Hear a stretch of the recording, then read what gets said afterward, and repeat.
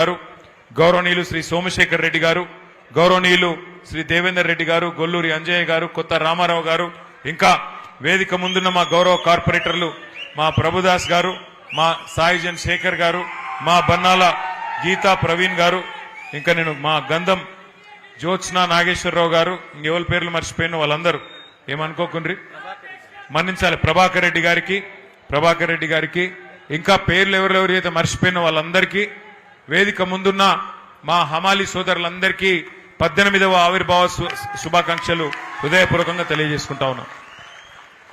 అందరేమో ఇవాళ రాష్ట్రంలో ఎక్కడికి పోయినా కేసీఆర్ తాతెట్లున్నాడు అని అడుగుతున్నారు. కానీ ఇక్కడికి వస్తే నాకు ఒక బుడ్డ కేసీఆర్ని కల్పించండి ఇప్పుడే సీనన్న. ఆయన మన్మన్ పేరే కేసీఆర్ అని పెట్టుకున్నాడు. అంటే ఎంత ప్రేమ ఉంటే ఒక నాయకుని మీద గుండెల్లో ఎంత అభిమానం ఉంటే ఒకళ్ళ పేరు పెట్టుకుంటారో మీ అందరికి కూడా తెలుసు. మీ సంఘ సమస్యలే కాదు, మరి సమాజంలో ఉన్న సమస్యలు కూడా అన్ని అర్థం చేసుకుని ఇవాళ ఒకవైపు బీఆర్టీయూలో బలంగా పనిచేస్తూ మరొక వైపు మీ సమస్యల పరిష్కారం కోసం కొట్లాడుతున్న హమాలి సీనన్నకు ఒకసారి గట్టిగా చప్పట్లతో అందరం కూడా అభినందనలు చెప్దాం. ఒకసారి సీనన్న మన కార్మిక విభాగం మీటింగ్కి వచ్చిండు. వచ్చి ఆ మీటింగ్ లో మాట్లాడిన మాటలు నేను మొత్తం కేసీఆర్ గారికి చెప్పిన. ఏం చెప్పిండంటే, అన్న నా బిడ్డకు పెళ్లి చేసినప్పుడు నేను అక్కడ మన భువనగిరి ఆలేరు ప్రాంతంలో గింతంత జాగమ్మిన గుట్ట దగ్గర జాగమ్మితే ఆ రోజు గింత రేటు వచ్చింది.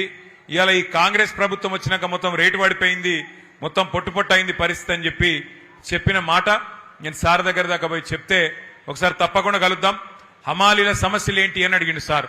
అంటే నేనేం చెప్పినా అంటే, సార్ హమాలీల సమస్యల గురించి నేను కూడా అడిగితే సమస్యలున్నాయి మొత్తం పోలే, కానీ కేసీఆర్ దయతోని 8 రూపాయలు ఉన్న రేట్ను 26 రూపాయలు చేసుకున్నాం, 250% పెంచుకున్నాం. 2 ఏళ్లకు ఒకసారి ఎన్నడూ లేని విధంగా గతంలో 5 ఏళ్లుంటే 2 ఏళ్లకు ఒకసారి పెంచుకున్నామని చెప్పి అన్న చెప్పిండు అని చెప్పిన. చాలా సంతోషం. ఇంకేమన్నా సమస్యలుంటే కూడా నువ్వు చెప్పు, తప్పకుండా ఆరోగ్య భద్రత కావచ్చు, ఇంకా ఏదైనా సమస్యలు కావచ్చు, ఏమున్నా మళ్ళీ తప్పకుండా గులాబీ జెండా ఎగురుతుంది ఈ రాష్ట్రంలో. తప్పకుండా హమాలీల సమస్యలు ఒక్కటి కూడా ఇడిచిపెట్టకుండా తీర్చే బాధ్యత మనది అనే మాట కూడా నువ్వు చెప్పు అని చెప్పి సార్ నాకు చెప్పిండు. మరి మీకు తెలుసు, కేసీఆర్ సార్ వచ్చిన తర్వాత తెలంగాణలో మన ప్రభుత్వం వచ్చిన తర్వాత ఏ తీరుగా వడ్లు వండినాయి, ఏ తీరుగా సాగు విస్తీర్ణం పెరిగింది నాకంటే బాగా మీకే తెలుసు. ఎందుకంటే మోసటోనికి తెలుస్తుంది కష్టం, బస్తాలు మోస్తే తెలుస్తుంది కష్టం తప్ప డైలాగులతోని పంచ్ డైలాగులతోని ఏమి కాదు. మీరేమో కేసీఆర్ సార్ వచ్చినాక బస్తాలకు బస్తాలు పుట్లకు పుట్లు వడ్లు మీరు మోసిండ్రు. మరి రాష్ట్రంలో ప్రజలకు బువ్వ పెట్టే విధంగా, దేశంలో ప్రజలకు బువ్వ పెట్టే విధంగా అటు రైతన్న కష్టపడితే మరి మోసి మోసి మోసి మీ ఈపులో కాయలు కాసిన పరిస్థితి. మీరేమో బస్తాలు మోసి, వడ్ల బస్తాలు మోసి, బియ్యం బస్తాలు మోసి మీరు కష్టపడ్డారు. మరి ఇవాళ ముఖ్యమంత్రి గారు ఉన్నారు, ఆయన కూడా కష్టపడుతున్నాడు. ఏం సంచులు మోస్తున్నాడో నాకంటే బాగా మీకే ఎరక, ఏం సంచులు మోస్తున్నాడో యాడికి మోస్తున్నాడో మీకే ఎరక. ఆయన పాపం మోసి మోసి కష్టపడుతున్నాడు. ఆయన కూడా బస్తాలు మోసి మోసి ఢిల్లీలో ఉన్న పెద్దల కోసం పైసల సంచులు మోసి మోసి అవస్థ పడుతున్నాడు, ఆగమైతున్నాడు. ఆయన ఆగమైతే అయ్యిండు, కానీ రాష్ట్రాన్ని ఆగం చేస్తున్నాడు. నిన్ననే మేమందరం గౌరవ శాసనసభ్యులందరం కూడా అందుబాటులో ఉన్న వాళ్ళందరం కన్నెపల్లి పంప్ హౌస్ కాడికి పోయినాం. కాళేశ్వరం ప్రాజెక్టు ఎక్కడనైతే ఇవాళ మేడిగడ్డ బ్యారేజ్ ఉన్నదో అవతల 10 కిలోమీటర్ల యువతలకి కన్నెపల్లి పంప్ హౌస్ ఉన్నది. ఆడపోయి చూసినాం. దేశమంతా రాష్ట్రమంతానేమో వర్షాలు లేవు. మొత్తం 33 జిల్లాలలో 26 జిల్లాలలో వర్షాభావ పరిస్థితులున్నాయి. వర్షం తక్కువ పడ్డది, రైతు మొగులు దిక్కు చూస్తున్నాడు. కానీ అక్కడ పోతే 1,00,000 క్యూసెక్కుల నీళ్లు కిందికి పోతున్నాయి.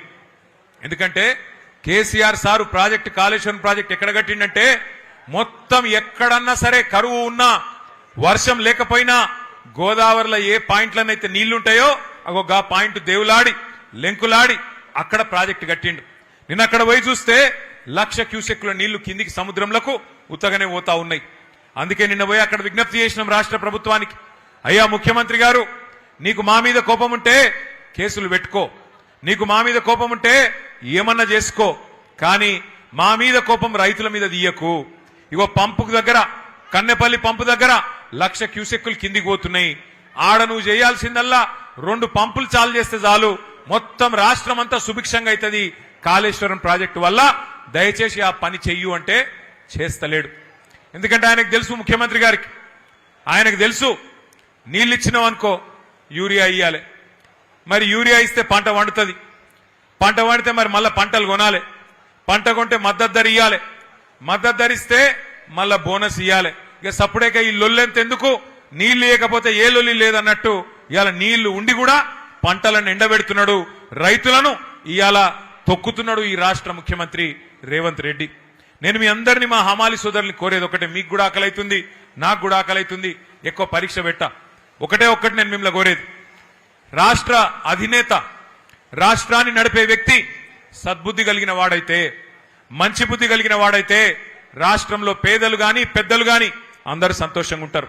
రాష్ట్రంలో హమాలీలు గాని లేదా మిల్లు యజమానులు గాని అందరూ సంతోషంగా ఉంటారు. 10 ఏళ్లు మనం అదే చూసినాం కేసీఆర్ గారి ప్రభుత్వంలో. రైతు బాగున్నాడు, అట్లాగే పారిశ్రామికవేత్తలు బాగున్నారు. కరెంటు బాగుంటే పారిశ్రామికవేత్తలు బాగుండే, కార్మికులు బాగుండే, అంతా సుభిక్షంగా ఉండే. కానీ కొంత ఏమరుపాటుతోని, కొంత మరి మన చిన్న చిన్న పొరపాట్ల వల్ల మనం అధికారం కోల్పోయినాం. బాధపడేదేం లేదు. ఇంతకుముందు సీనన్న చెప్పింది కరెక్ట్, అధికారం పోతే పోయింది కానీ ప్రజల్లో మమకారం తగ్గలేదు. అధికారం పోతే పోయింది కానీ ఇవాళ కొన్ని వాస్తవాలు మనకు కూడా తెలుస్తా ఉన్నాయి. కుండ వలిగితే వలిగింది కానీ కుక్క బుద్ధి తెలిసిందని, ఎవడు మనోడు ఎవడు పగోడు మనకు కూడా అర్థమైతా ఉన్నది. ఎవరైతే ఇవాళ ఈ కష్ట సమయంలో కూడా మనతో నిలబడి ఉన్నారో, 18వ ఆవిర్భావ దినోత్సవం చేసుకుంటున్నాం మేము హమాలీలం, మా గుండెల్లో కేసీఆర్ ను పెట్టుకున్నాం, మీరు రావాలే అని చెప్పి ఇక్కడికి పిలుచుకున్న మా హమాలి సోదరులకు మీ రుణం తప్పకుండా తీర్చుకుంటా, మీ ప్రతి సమస్య పరిష్కారం చేసే బాధ్యత నేను తీసుకుంటా అని చెప్పి మీకు విజ్ఞప్తి చేస్తా ఉన్నా.